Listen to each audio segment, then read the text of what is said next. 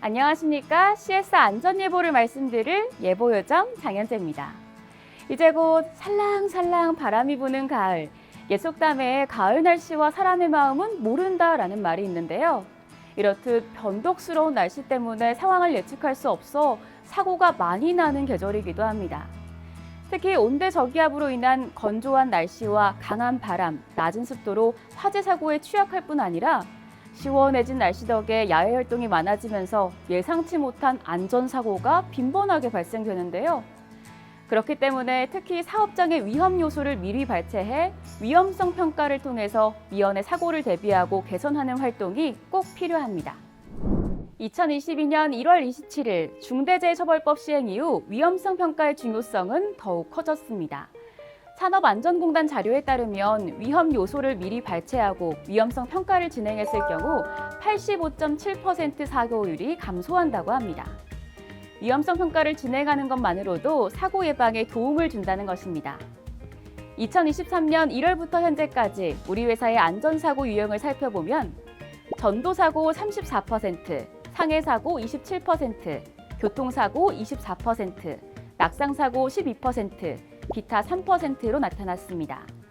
사업장 위험 요소로는 안전수칙 미준수에 따른 상해가 45%, 보호구 미착용으로 인한 안전사고 23%, 야외 순찰 시 시야 미확보로 인한 안전사고가 17%, 기타 15% 순으로 나타났고 우리 회사의 업종별로는 미화, 시설, 보안 순으로 연령대가 높은 직원분들이 근무하고 있는 미화에서 높은 사고율을 보였습니다.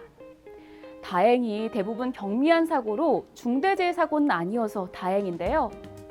하인리 법칙을 살펴보면 대형 사고 1건이 발생하기 전에 그와 관련된 중간 사고 29건과 경미한 사고 300건의 징후들이 존재한다고 합니다. 그렇기 때문에 경미한 사고도 절대 지나쳐서는 안 되겠습니다. 그렇다면 안전사고를 예방할 수 있는 위험성 평가, 관리자분께 중요 포인트에 대해 들어보겠습니다.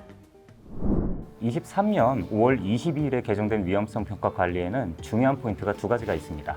그중 첫 번째는 모든 신규 사업소는 1개월 이내에 위험성 평가를 반드시 실시해야 한다는 점인데요. 만일 신규 사업소에 투입되는 직원의 입사 시기가 다를 경우, 예를 들어 최초 5인이 투입되고 한 달 후에 5인이 추가로 투입된다고 가정을 하였을 때 최초 투입된 5인에 대해서는 반드시 위험성 평가를 우선 실시해야 하고 이후에 투입된 5인에 대해서는 위험성 평가 결과에 따른 교육을 반드시 실시해야 한다는 점입니다. 현장 상황에 따라서 순차적인 투입이 된다 하더라도 1개월 안에 위험성 평가를 실시해야 한다는 것은 아주 중요한 사안입니다. 두 번째로 중요한 점은 위험성 평가는 해당 사업소의 전 직원이 동참하고 공유해야 한다는 점입니다. 무죄에는 전 직원의 안전의식과 참여의식을 동반해야만 가능한 일이기 때문에 위험 요소를 발굴하고 평가하는 위험성 평가의 전 직원의 참여와 공유는 아주 중요한 일입니다. 다음으로는 가을철 빈번하게 발생되는 화재 사고입니다. 화재 사고는 건조한 대기 상태에서 바람이 강하며 습도가 낮을 때 많이 발생합니다. 습도가 낮으면 발화 시 연소 촉진이 커지므로 발화되기 쉽기 때문입니다. 특히 실습도 60% 이하일 때 큰 화재가 발생하기 쉬운데요. 사업장에서는 작은 담배꽁초, 불이 날지 모르는 미연의 사고에 항상 각별히 유의하셔야겠습니다. 그렇다면 혹시 모를 화재 사고에 대비해 소화기 사용법을 말씀드리겠습니다. 먼저 소화기를 화재가 발생한 장소로 가져가 몸통을 잡고 안전핀을 잡아당겨 제거해줍니다. 한 손으로는 소화기의 손잡이를, 한 손으로는 호스 끝부분을 잡고 불이 난 방향을 향해 조준합니다. 바람을 등지듯 화단에 물을 주듯 골고루 소화액을 분사, 화재를 완전히 진압합니다. 또한 평상시 소화기 제조 연월을 확인하고 변형이 있는 소화기는 교체하여 소화기 작동에 문제가 없도록 관리해야겠습니다. 다음은 CS 관련 내용입니다. 우리 회사의 고객 칭찬 VOC를 분석해 본 결과 친절한 어조 38%, 응대 자세 및 태도 27%, 자세한 설명 20%, 기타 15% 순으로 나타났습니다. 이렇듯 고객은 사업장에 방문했을 때 친절한 어조와 어투, 태도, 자세한 설명 등에 만족을 느끼는데요. 그렇다면 어떻게 하면 조금은 더 고객 응대를 잘할 수 있을까요? 응대화법의 3가지 포인트를 말씀드립니다.